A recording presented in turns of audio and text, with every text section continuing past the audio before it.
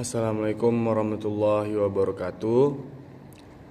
Pada kesempatan kali ini saya akan membahas tentang tafsir Al-Mizan, yang mana ini adalah materi kelompok 6. Baik, langsung saja.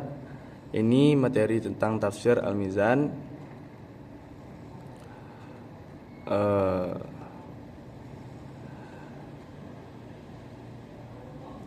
Yang mana kitab ini dibuat oleh Syekh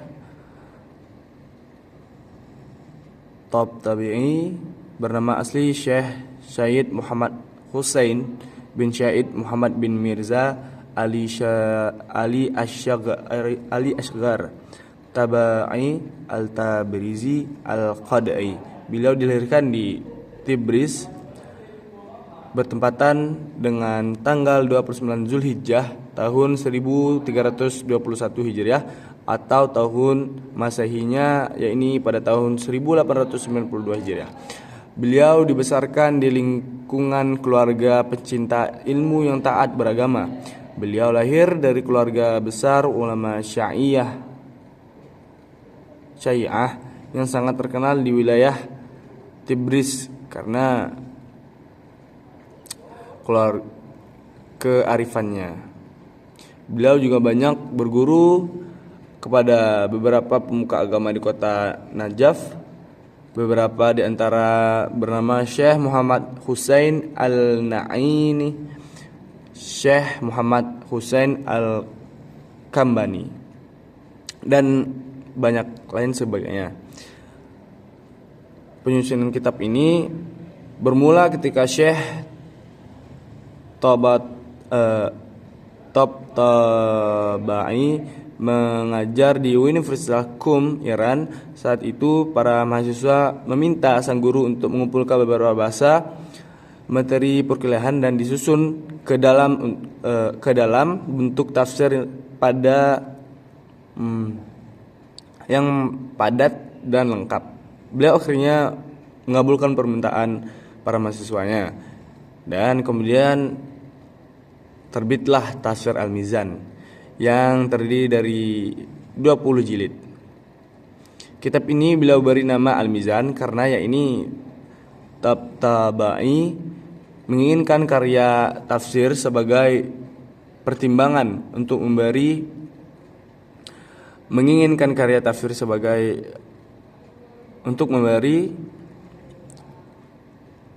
pendapat yang berimbang dan kuat bagi umat muslim ketika mereka tengah menghadapi berbagai masalah atau persoalan dengan mengedepankan modal penafsiran Al-Quran. Selain itu, di dalam karya tafsir ini juga dapat beberapa pendapat dari ulama-ulama tafsir klasik dan kontemporer dari golongan Sunni maupun golongan Syiah, sehingga beliau menggunakan Al-Mizan pada tafsirnya. Terkadang sang mufassir juga banyak mengkritisi pendapat dari para ulama tersebut. Adapun ciri khas, metode, dan corak tafsir Al-Mizan. Ciri pertama, tafsir Al-Mizan adalah tafsir Al-Qur'ani Al-Karim. Dalam tafsir sebelumnya, pada umumnya apabila sebuah ayat kemungkinan memiliki beberapa makna, maka seorang mufassir akan menukul kemungkinan tanpa memberikan makna yang lebih cocok menurut seorang mufassir itu. Namun salah satu kelebihan tafsir Al-Mizan adalah memberikan penjelasan makna yang lebih cocok dengan bantuan ayat lain atau tanda-tanda yang ada pada ayat itu sendiri.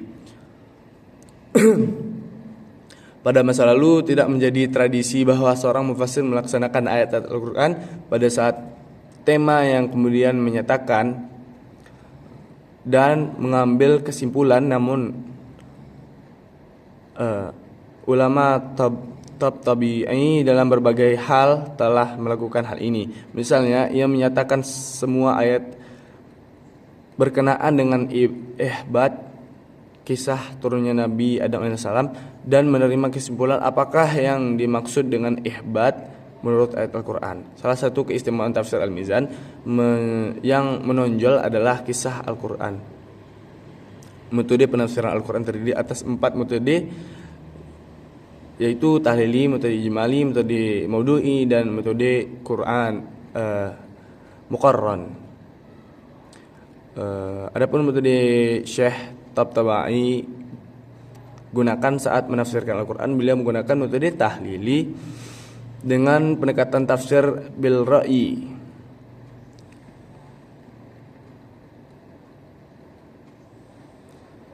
Kemudian mengenai corak atau aliran yang digunakan oleh tafsir Al-Mizan, adapun yang yaitu aliran tafsir menurut Nazaruddin Baidan, atau dalam bahasa Arabnya disebut dengan al-laun, yaitu suatu warna, arah, atau kecenderungan pemikiran atau ide tertentu yang mendominasi sebuah karya tafsir. Muhammad Quraisy Shihab dalam bukunya yang menunjukkan membumikan Al-Quran, beliau telah membagi corak tafsir atau laun tafsir kepada beberapa corak, diantaranya yaitu corak fikih, corak sauf, corak ilmi, corak bayan, corak teologi, corak adabi ijtimai, corak dan lain sebagainya. Ketika kita membaca penafsiran tafsir Al-Mizan karya Tabatabai ini, maka dapat ditemukan bahwa aliran tafsir tersebut sangat kental dengan nuansa teologi, atau dengan kata lain, corak penafsiran Al-Mizan adalah corak teologi atau disebut juga corak falsafi.